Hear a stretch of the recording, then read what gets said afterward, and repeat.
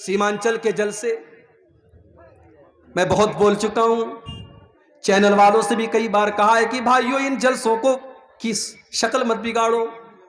آپ سے بھی بار بار کہتا ہوں کہ ان جلسوں کی شکل نہ بگاڑو۔ بہنوں سے بار بار کہتا ہوں یہ جلسے ہیں، یہ قرآن و حدیث کے نام پر قائم ہوتے ہیں، ان جلسوں کے تقدس کو پامال نہ کرو۔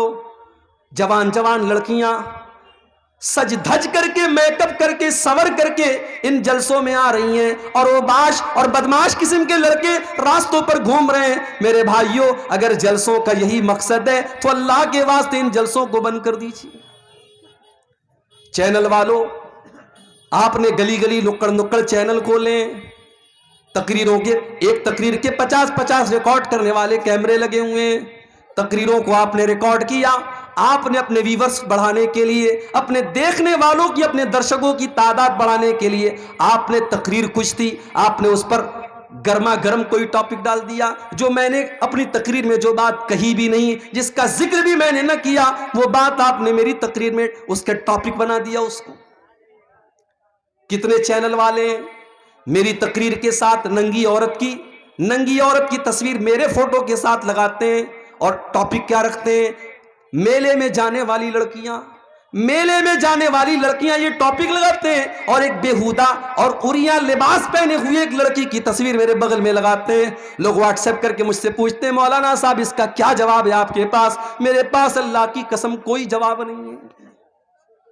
پیسہ کماؤ میرے بھائی، مگر پیسہ کمانے کے لیے اتنا نہ گر جاؤ کہ آپ حلال و حرام کی حدوں کو بھول جاؤ۔ اس چیز کا بھی آپ کو حساب دینا پڑے گا۔ آپ نے تقریر کے اللہ اور اس کے رسول کی باتوں کو سننے والی چیز کے اوپر آپ نے اتنا گندا تھمبنیل لگایا ہے، کل آخرت میں آپ کیا جواب دیں گے میرے بھائی؟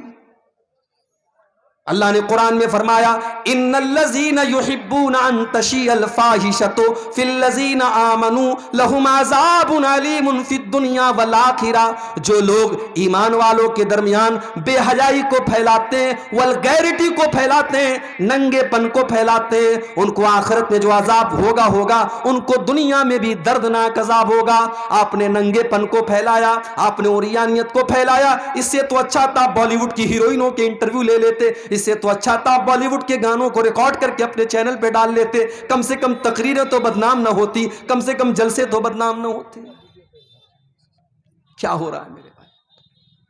جلسوں کے نام پر کیا کیا ہو رہا ہے ہمارے یہاں، کیا کیا خرافات ہو رہی ہیں۔ اتنے جلسے ہو رہے ہیں مگر ہمارا نوجوان نماز سے آج بھی دور ہے۔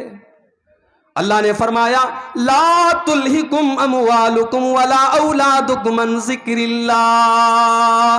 مال کے چکر میں تم اللہ کو بھول نہ جانا، اولاد کے چکر میں تم اللہ کو بھول نہ جانا۔ اور آج اگر کوئی اللہ کو بھول گیا، اس کی زندگی میں سب کچھ ہے، اللہ نہیں ہے، اللہ کا ذکر نہیں ہے، نماز نہیں ہے، اللہ کو یاد نہیں کرتا ہے، تو دنیا میں تو جو ہوگا ہوگا، آخرت میں کیا ہوگا؟ وَمَنْ أَعْرَضَ عَنْ ذِكْرِي فَإِنَّ لَهُ مَعِيشَةً ضَنْكًا۔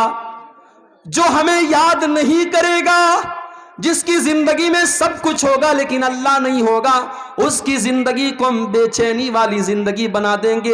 وہ کروڑوں اور لاکھوں کمائے گا لیکن اس کے گھر میں چین نہ ہوگا، ساس بہو کے جھگڑے اس کے گھر میں ہوں گے، بھائی بھائی کے جھگڑے اس کے گھر میں ہوں گے، اس کے گھر میں نند بھابھی کے جھگڑے ہوں گے، اس کے گھر میں دیورانی جھٹانی کے جھگڑے ہوں گے، اس کے گھر میں نہ چین ہوگا نہ سکون ہوگا، اس کے بچے بیمار ہوں گے جو ہم کو یاد نہیں کرے گا۔ فَإِنَّ لَهُ مَعِيشَةً ضَنْكًا، اس کی زندگی بے چینی والی بن جائے گی۔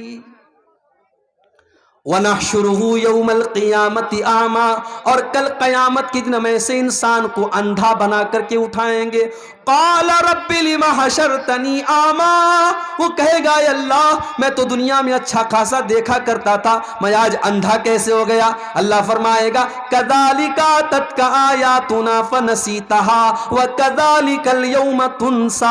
میرے بندے تیرے سامنے قرآن کی آیتیں پڑھی گئی، تیرے سامنے نماز کی اہمیت بتائی گئی، تیرے سامنے بے حیائی کی برائی کی گئی، مگر تو بے حیائی کے کام کرتا رہا، تو نماز کو چھوڑتا رہا، تو اللہ کی یاد سے غافل رہا۔ جب تو دنیا میں اندھا بن گیا تو آج ہم نے تجھ کو اندھا بنا دیا۔ تو یہ پہلی آیت ہے کہ اپنے مال اور اولاد کے چکر میں اللہ کو مت بھول۔ وَمَن يَفْعَلْ ذَلِكَ، اور جو مال کے چکر میں اللہ کو بھول جائے گا، جو اولاد کے چکر میں اللہ کو بھول جائے گا، فَأُولَئِكَ هُمُ الْخَاسِرُونَ، اس سے زیادہ گھاٹے کا سودا کوئی نہیں کر رہا ہے۔ ہم یہ سمجھ رہے ہیں کہ صاحب ہم دکان کر رہے ہیں نماز چھوڑ کر کے، ہماری دکان میں بڑی برکت ہو رہی، بڑا پیسہ آ رہا ہے۔ نہیں، پیسہ تو آ رہا ہے مگر آپ گھاٹے کا سودا کر رہے ہیں۔ جانتے ہو فائدے کا سودا کس کو کہتے ہیں؟ آؤ ایک مثال آپ کو دیتا ہوں، فائدے کا سودا کس کو کہتے ہیں۔ اللہ کے نبی اپنے صحابہ کے ساتھ بیٹھے ہوئے، ایک صحابی آتے، اے اللہ کے نبی، میں اپنے باغ کی چہار دیواری کر رہا ہوں، میرا کھجوروں کا باغ ہے، میں اس کی باؤنڈری کر رہا ہوں، اور باؤنڈری کرنے میں میرے پڑوسی کا ایک کھجور کا پیڑ آ رہا ہے، میں اس سے کہہ رہا ہوں کہ یہ کھجوروں کا پیڑ تم مجھے دے دو، لیکن وہ مجھے دینے کو تیار نہیں ہے۔ نبی اکرم نے اس کو بلایا، کہا بھائی اپنے باغ کی باؤنڈری کر رہا ہے، تمہارا ایک پیڑ اس کی باؤنڈری کے راستے میں آ رہا ہے، تم اپنے پیڑ کی جو مناسب قیمت ہے دے دو۔ اس نے کہا نہیں، میں نہیں دے سکتا۔ اس نے کہا میں یہ پیڑ نہیں دے سکتا۔ اللہ کے نبی نے فرمایا کہ تو بتاؤ تمہیں کیا چاہیے؟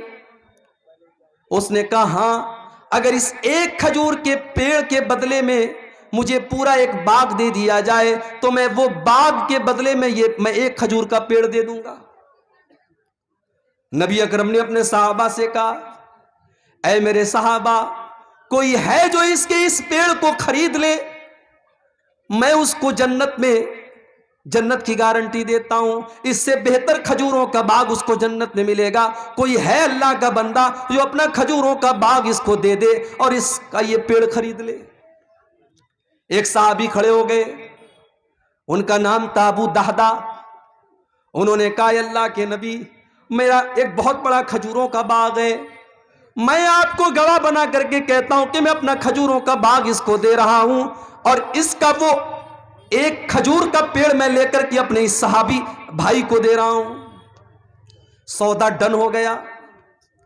ابو دادا دوڑے دوڑے گھر آئے، ان کی بیوی اسی باغ میں گئی ہوئی تھی۔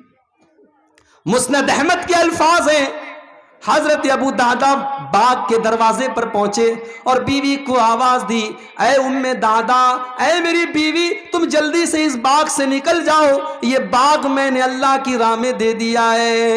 اے میری بیوی، میں نے ایک کھجور کے پیڑ کے بدلے میں اس باغ کو خرید لیا ہے، اس